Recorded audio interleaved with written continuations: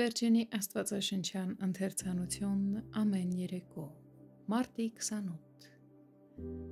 Անուշահոտ խունկով պիտի հաճեմ ձեզ, Եզեկիել 20-րդ գլուխ 41-րդ խոսք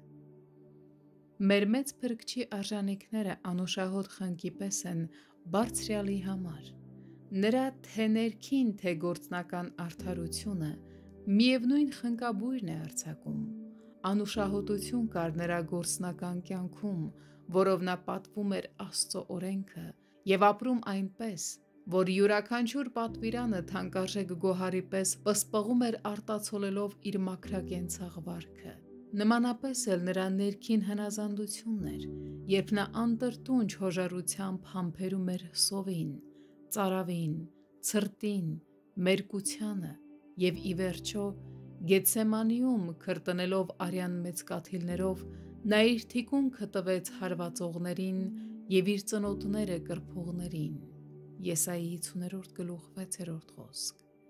Եվ նրան գամեցին դաժան խաչափայտի վրա, որպեսզի մեր փոխարեն կրեր Աստծո բարկությունը։ Ահա այս երկուսը շատ բարձր են բարձրյալի համար, և հանուն նրա արած գործի և հանուն նրա փոխարինող մահվան, հանուն նրա տառապանքների և հանուն նրա հնազանդության, մեր Տեր Աստվածը ընդունում է մեզ։ Ինչ մեծ են նրա արժանիքները, որ կարողանում են ծածկել մեր անարժանությունը, որքան քաղցր է նրա անուշահոտությունը, որ վերացնում է մեր տհաճ հոտը, ինչպիսի մաքրագործող զորություն ունի նրա արյունը, որ կարողանում է սրբել մեր մեղքերը,